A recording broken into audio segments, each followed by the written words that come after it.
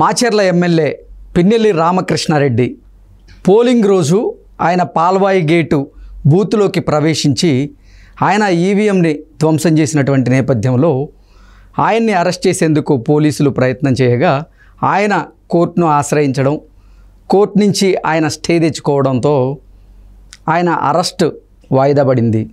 అయితే కోర్టు ఆయనకి స్టే ఇచ్చినప్పటికీ పిన్నెల్లి రామకృష్ణారెడ్డి ఎక్కడా కనిపించడం లేదు.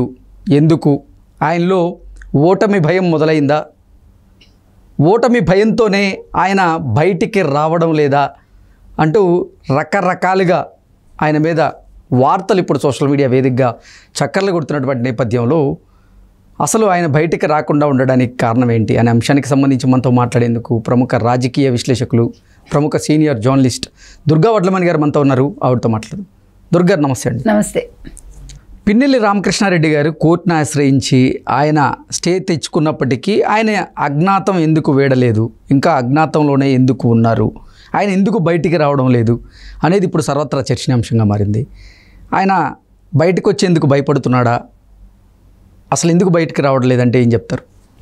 అంటే ఇప్పుడు ఆయన్ని మాచర్లకు వెళ్ళొద్దని చెప్పిందండి కోర్టు. కానీ నర్సరావుపేట వరకు ఉండొచ్చు, వెళ్ళొచ్చు, నర్సరావుపేటలో ఉండొచ్చు. కాకపోతే ఏమైందంటే శేషగిరిరావు గారు, సాంబాల శేషగిరిరావు గారు ఎవరైతే ఉన్నారో ఆయన ఇప్పుడు ఆయన దగ్గరుండి మరీ కేసు పెట్టించారు ఆయన చేత. ఎందుకంటే హత్యాయత్నం జరిగింది కదా వారి మీద. సో ఈ పిన్నెల్లి రామకృష్ణారెడ్డి ప్రోద్బలంతోనే ఆయన కార్యకర్తలు కావచ్చు, లేకపోతే ఆయన అనుచరులు కావచ్చు, నా మీద దాడి చేశారని ఆయన రెంటచింతల్లో 307 కింద కేసు నమోదు చేయించారు. సో దాంతో ఇప్పుడు భయపడ్డాడు ఆయన. అంటే ఒక భయం కాదు, ఇప్పుడు పిన్నెల్లి రామకృష్ణారెడ్డికి ఇప్పుడు ఈ హత్యాయత్నం కేసు అనేది మెడకి చుట్టుకుంది.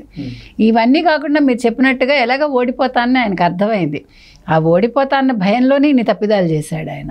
ఇంకొకటి, అసలు నిజంగా అంత ధైర్యవంతుడైతే దాందేముంది, నేను 2 గంటల్లో వస్తాను, రాగలను, మాచర్లకు అన్నాడు కదా, నేను తలుచుకుంటే 2 గంటల్లో రాగలనని. అసలు నువ్వు పారిపోవటం ఎందుకు వచ్చింది? మొదటి సంగతి, నీకు ధైర్యం ఉంటే నువ్వు ఎందుకు గోడ దూకి పారిపోయావు? You can face the issue కదా. ఇప్పుడు నువ్వు తప్పు చేయనప్పుడు ఇష్యూని ఫేస్ చేయాలి, నెంబర్ 1. నెంబర్ 2, నువ్వు తాడేపల్లికి వెళ్ళి మంతనాలు ఎందుకు చేసావు? నువ్వు ఈవీఎంలో నువ్వు చేసిన ఈవీఎంల ధ్వంసం అనేది నీకు ముందే తెలుసు. నువ్వు జగన్మోహన్ రెడ్డి దగ్గరికి వెళ్ళి ఆ విషయాలు చెప్పావు, ఆయన్నేమో హెల్ప్ చేయమని అడిగావు. సరే, ఆయన హెల్ప్ చేశాడు నీకు. ఏ రకంగా హెల్ప్ చేశారు? అది ఒక ఐఏఎస్ని ఎవరినో నియమించి అతనికి అన్ని పారిపోవటానికి, తర్వాత హైదరాబాద్లో అతనికి అన్ని చూడడానికి అంతా అరేంజ్ చేశారు కదండి. అతను దాచిపెట్టారు కదా, పోలీసులు హెల్ప్ చేశారు, అందరూ చేశారు ఆయనకి. మనం చెప్పుకున్నాం కూడా, ఇక్కడ ఎవరో ఒక మాజీ మంత్రి కూడా హెల్ప్ చేశారని. సో ఎక్కడికక్కడ ఆయన అవసరాలకు తగ్గట్టు ఆయనకు మనుషుల్ని ఏర్పాటు చేశాడు. జగన్మోహన్ రెడ్డి కావచ్చు, సజ్జల రామకృష్ణారెడ్డి కావచ్చు, మొత్తానికి వైసీపీ వాళ్ళు ఆయన దాంకోవటానికి అయితే హెల్ప్ చేశారు కదా. నిజంగా ఆయన రాదలుచుకుంటే, అంత ధైర్యం ఉంటే గోడే దూకి పారిపోకూడదు. నెంబర్ 1, నువ్వు ఇంతకాలం రాజకీయాలు చేసావు, 20 ఏళ్ళు, 2 దశాబ్దాలు రాజకీయం చేసిన మనిషివి, నువ్వు ఎంత మంచిగా ఉండాలి? ఎంతమందిని హింసించావు నువ్వు? తెలుగుదేశం వాళ్ళని అసలు అక్కడ బతకనిచ్చావా నువ్వు? ఎస్సీ ఎస్టీల మీదే ఎస్సీ కేసులు పెట్టించావు. నువ్వు చెయ్యని అరాచకం ఉందా అసలు? మొన్న మనమే చూసాం వీడియోలో, ఒక లేడీని ఎట్లా ఆయన ఒక మహిళని దుర్భాషలాడుతున్నాడు. అంటే నాకు తిరుగులేదు అనుకున్న మనిషికి ప్రజలు నీకు తిరుగుంది, నువ్వు ఇంట్లో కూర్చో అని చెప్తారు అని భయం వేసి ఆయన పారిపోయాడు. సరే, ఇవన్నీ కూడా ఉన్నాయిలేండి, ఈ విషయాలు బయటకు వస్తాయని. ఆయన అదృష్టమో దురదృష్టమో ఎవరు బయట పెట్టారో మనకు తెలియదు. మొత్తానికి ఈవీఎంల విషయం బయటకు వచ్చింది. సరే, వస్తే వచ్చింది. ఆయన బయటికి రాకుండా మొత్తానికి హైకోర్టులో వేసుకున్నాడు కేసు. ఇప్పుడు బెయిల్ అంటే అరెస్ట్ చేయకుండా ఆపుకున్నాడు 6వ తారీఖు వరకు. కానీ 4వ తారీఖు రిజల్ట్ వచ్చాక ఆయన పరిస్థితి ఏంటి? ఓడిపోయాక ఈ కేసులు ఎలాగో వదలరు. ఒకవేళ అధికార పక్షం వస్తే అధికార పక్షం అసలు వదలదు. ఒకవేళ ప్రతిపక్షం వాళ్ళు వచ్చినా, లేదు ఈయన నెగ్గినా ఓడినా ఈయన పరిస్థితి ఏంటి అనేది ఆయన కొంచెం అగమ్యగోచరంగా ఉంది. నెగ్గినా కూడా ఇప్పుడు నియోజకవర్గంలో ఆయన నిజంగా తిరగలడా ఇదొరకట్లాగా? ఎందుకంటే కేసులు ఉన్నప్పుడు అందులో 307 గులకరాయికే మీరు 307 పెట్టినప్పుడు, ఇట్లా ఒక మనిషిని మీరు తల పగలగొడితే ఆయన పోయి పొలాల్లో దాంకుని కనీసం ఆ పోలీసుల దగ్గర ఒక కేసు నమోదు చేసే పరిస్థితిలో లేకుండా ఉన్నాడు. ఇవాళ బయటకు వచ్చి ఆయన కేసు పెట్టగలిగాడంటే, అంటే ఇన్ని రోజులు భయపడి ఆయన దాంకున్నాడుగా. ఆయన్ని మీరు బతకనిచ్చారా? ఫోన్లు చేసి వేధించారు కదా, నీ సంగతి తేలుస్తామని ఎవరికి? శేషగిరిరావుకి. సో ఇటువంటి ఇటువంటి నియోజకవర్గంలో ఉన్న మనిషి, ఇటువంటి రాజకీయ నాయకుడు అంటే ఈ రోజు ఒక పిల్లిలాగా దాముకున్నాడు. అంటే ఆయనకి అర్థమైపోయింది ఇంకా నాకు రాజకీయ భవిష్యత్తు లేదు, నన్ను ప్రజలు ఇంకా విశ్వసించరు, అయిపోయింది, నా కెరీర్ అయిపోయిందని. ఇప్పుడు 307 కనుక ఇదయింది అనుకోండి, ఆయన జైలు, అసలు మొన్ననే జైల్లో మనకు తెలుసు. ఆయనే చెప్పాడు కదా, ఎన్నికల అధికారే చెప్పాడు, ముఖేష్ కుమార్ మీనా, ఆయనకి 7 ఏళ్ళు జైలు శిక్ష పడుతుంది, 10 సెక్షన్ల కింద పెట్టామని. సో ఇటు కేంద్ర ఎన్నికల సంఘం ఊరుకోదు, రాష్ట్ర ఎన్నికల సంఘం కూడా ఊరుకోదు. మధ్యలో ఈ 307 కేసు ఒకటి వచ్చింది. సో ఇవన్నీ కలిపి ఆయన భయపడి దాంకుంటున్నాడు.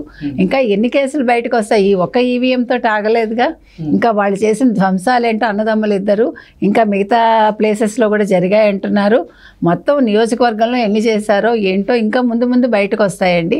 ఈయనకు ఒక కేసు కాదు, చాలా కేసులు ఈయన పీక్కి చుట్టుకునే ప్రమాదం అయితే ఉంది. ఇప్పటికే పిన్నెల్లి రామకృష్ణారెడ్డి మీద హత్యాయత్నం కేసులతో పాటుగా ప్రత్యర్థుల మీద దాడి చేసినట్లుగా కొన్ని కేసులు నమోదైన నేపథ్యంలో, దాంతోపాటుగా ఈ ఈవీఎంని ధ్వంసం చేసిన కేసులో కూడా ఆయన అరెస్ట్ చేసేందుకు ప్రయత్నం చేస్తున్న దాంట్లో భాగంగా జూన్ 5 తర్వాత పిన్నెల్లి రామకృష్ణారెడ్డి పరిస్థితి ఎలా ఉండబోతుంది అంటే ఏం చెప్తారు? ఖచ్చితంగా ఇప్పుడు అసలు మనం ఇన్ని సర్వేలు చూసుకున్నాము, ఇన్ని విషయాలు మాట్లాడుకున్నాము ఇన్ని రోజులుగా. మనం ఆఫ్టర్ ఎలక్షన్ కూడా మన 13వ తారీఖు తర్వాత ఖచ్చితంగా ఎవరి వైపు ప్రజలు ఉన్నారో మనకు అర్థమైపోయాక, ఇప్పుడు 4వ తారీఖు అలాగా రిజల్ట్ వచ్చాక, ఈయన ఓడిపోయాక ఇంకా ఆయనకి ఏముందండి, ఫ్యూచర్ ఏమీ లేదు ఆయనకి. ఆయన గతంలో చేసిన తప్పిదాలకి ఆయన జైల్లో ఊచలు లెక్క పెట్టుకుంటూ అయ్యో ఎందుకు చేశాను అని బాధపడాలి. ఇంత మంచి మీకు ఒక అవకాశం ఇచ్చినప్పుడు ప్రజలు మీరు మంచిగా చేసుకోకుండా ఎందుకండి ఇవన్నీ? మనిషి ఒక రాజకీయ భవిష్యత్తుని చేతులు ఆయనే పాడు చేసుకున్నాడు. ప్రజల్ని మంచిగా పాలించాలి కదా, ప్రజలకి మంచి చేయాలి. కానీ ఇట్లా వాళ్ళని భయపెట్టి బెదిరించి, ఇప్పుడు ఎవరికైనా ఇప్పుడు 1000 గొడ్లు తిన్న ఇది గద్దైనా కూడా ఒక వేటుకు చచ్చిపోతుంది అంటారు. అట్లాగా ఇన్ని రోజులు ఆయన చేసిన ఈ తప్పిదాలన్నింటికీ కూడా 4వ తారీఖు తర్వాత ఆయన మూల్యం చెల్లించుకుంటాడు. ఒకవేళ వైఎస్ఆర్సీపీ కనుక మళ్ళీ అధికారంలోకి వస్తే ఈ కేసుల పరిస్థితి ఏమయ్యే అవకాశం ఉంది? పిన్నెల్లి రామకృష్ణారెడ్డి గారి పరిస్థితి ఏంటంటే ఏం చెప్తారు? వైసీపీ అధికారంలోకి వచ్చినా పిన్నెల్లి ఓడిపోయాడు అనుకుందాం. పిన్నెల్లి ఓడిపోతే కేసులు ఎక్కడికి వెళ్ళిపోతాయండి? గెలిచినా కేసులు ఉంటాయి, ఓడినా కేసులు ఉంటాయి. ఇప్పుడు 307 కేసు చిన్నదేం కాదుగా. ఎంత బెదిరించి ఏం చేసినా కూడా ఇప్పుడు కేంద్ర ఎన్నికల సంఘం పరిధిలోకి వెళ్ళింది కాబట్టి, కేంద్రం పరిధిలోకి వెళ్ళింది కాబట్టి అంత ఈజీగా తప్పించుకునే అవకాశం అయితే మనకు కనిపించట్లే. ఎందుకంటే ఇప్పుడు బీజేపీ కూడా వాళ్ళతో లేదు, కూటమిలోనే ఉంది. ఇప్పుడు రేపొద్దున నిజంగా వాళ్ళు వచ్చినా, నిజంగా పిన్నెల్లి నెగ్గినా కూడా ఈ కేసులు అయితే ఆయన వదిలే ప్రసక్తే ఉండదు నాకు తెలిసి. అంటే ఈ కేసులన్నీ కూడా పిన్నెల్లి రామకృష్ణారెడ్డి మెడకు చుట్టుకునే అవకాశం ఉంది. ఆయన ఇంకా పకడ్బందీగా వాళ్ళలో చిక్కిపోయారు, తప్పించుకోలేరంటారా? తప్పకుండా. ఎందుకంటే ఇది ప్రజలు చూశారు. పోనీ ఇది ఎవడో చెప్పి చేసింది ఏం కాదు, కేంద్ర ఎన్నికల సంఘం దృష్టి పెట్టింది, వాళ్లే చెప్పారు 7 ఏళ్ళు జైలు శిక్ష అని. కాబట్టి ఇది ఒకళ్ళు చెప్పింది కాదు. హైకోర్టు కూడా 6 వరకు ఆపండి కానీ చెయ్యొద్దని లేదు.